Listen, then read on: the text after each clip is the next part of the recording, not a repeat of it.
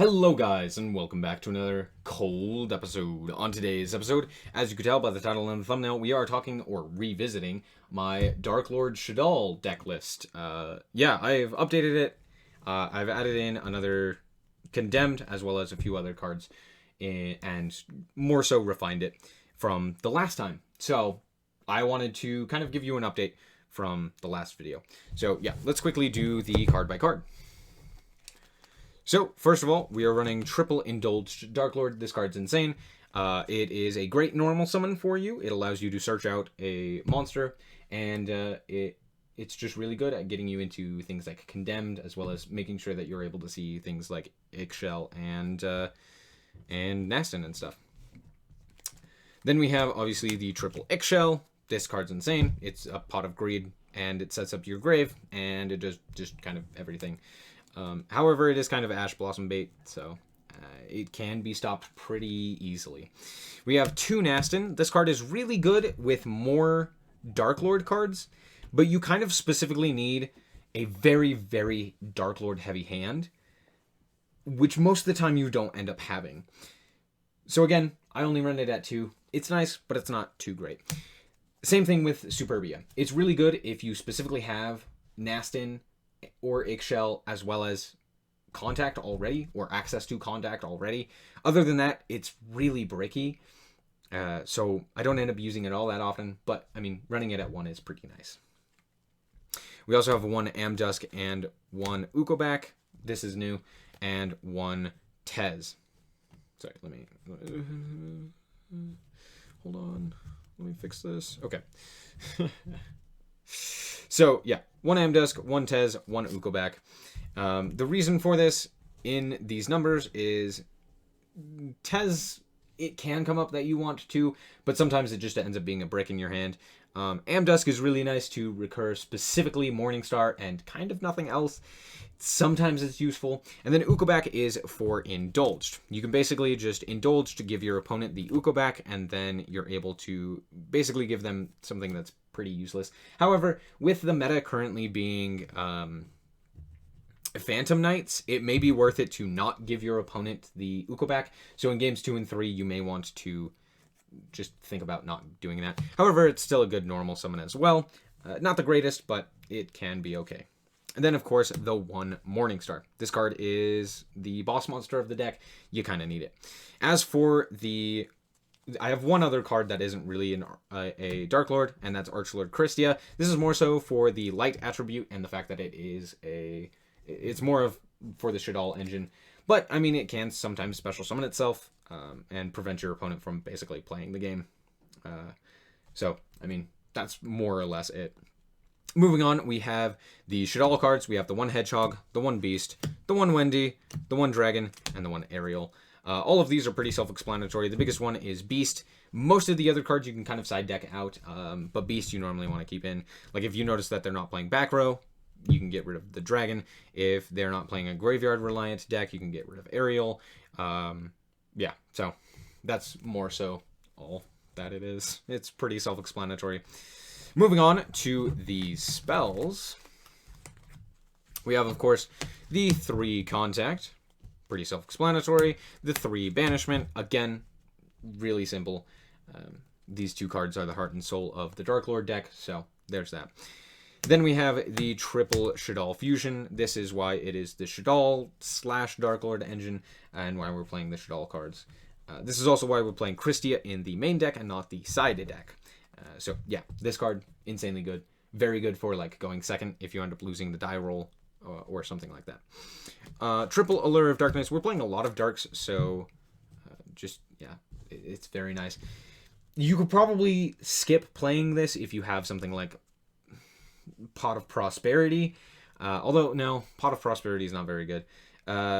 Yeah, I don't know what you would switch this out for, but it's kind of bad. I feel like I don't want it half of the time, because banishing a Darklord can be problematic. Like, what if you banish Morningstar, or if you have to banish Morningstar or something like that?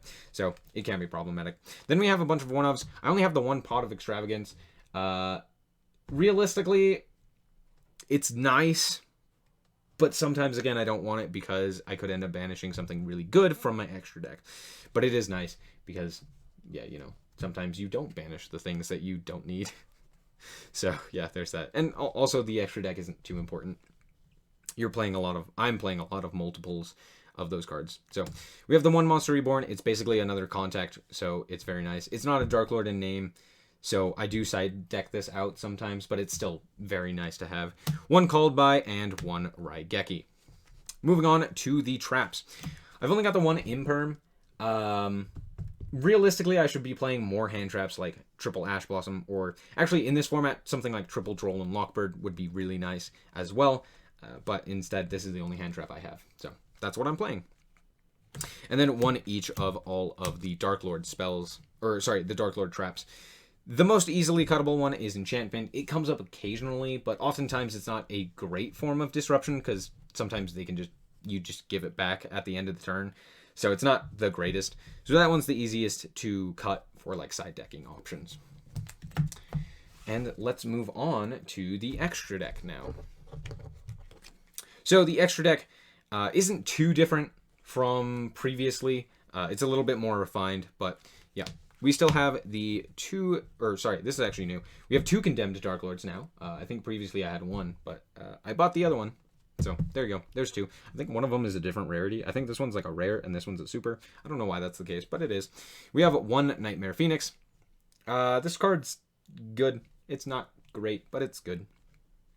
Now for the XZs, we have the Super Dreadnought Gustav Max. We also have the Super Dreadnought Super Dora. Super Dreadnought Rail Cannon Super Dora. And then, so those are our 2 level 10s. These come up probably the most. Ixchel is your most common Darklord card. So there's that. You could also run like a rank 4 engine with Indulged, but it doesn't come up all that often. We have 1 Hope Harbinger Dragon Titanic Galaxy. So the 1 Hope Harbinger, the reason for this is because in the side deck we have a lot more 8s.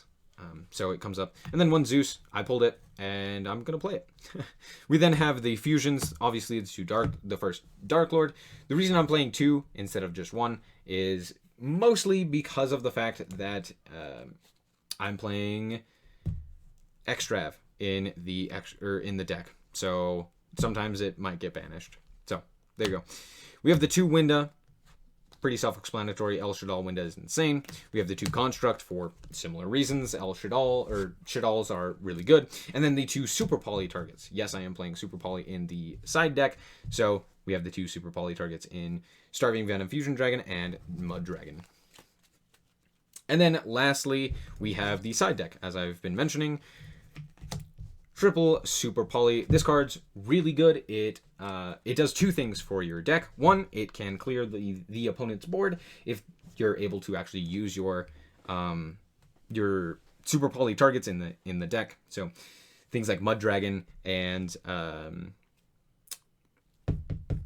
the other one, Starving Venom Fusion Dragon. So those 2, very nice. We have the Triple Twin Twister if you're playing against back row. Very nice to have. We have triple Valhalla, Hall of the Fallen. This is basically because I have an entire strategy in the side deck that revolves around... Basically, you just side deck a few cards out and then side deck into more of a stall strategy. So the 2 cards that I have to go with that are the 2 level 8s, Kristya and Superbia. So these go really well with the Valhalla because they just special summon themselves with the Valhalla. And then Kristya specifically locks the opponent out. I should be playing 3 of this, 2 in the side deck, but I only have the 2. So yeah, that's another thing that I could upgrade. But yeah, it's just another Floodgate that's even worse than Winda. Although it doesn't have protection, but it is still very nice. And then we have the 1 more Darklord card in Tez. As for the rest, we have 1 Lord of the Heavenly Prison. I don't know if I necessarily need this card. There aren't really many set cards. But if you side deck in something like Super Poly, it could be very nice. It's basically a free special summon. This card's actually just insane, so I'm playing it. And then we have the 2 Lava Golem. You don't need your normal summon all that much. So, I mean, it is very nice to have your normal summon, but if it deals with something like an Omni Negate, Lava Golem is very, very nice. I should probably bump this up to 3 instead of the Lord, but let's be honest, Lord of the Heavenly Prisons is dope. And that's basically it. Not much has changed. It's just a little bit more refined. And then obviously we have the Indulged, which is very, very nice. But yeah, that is basically it.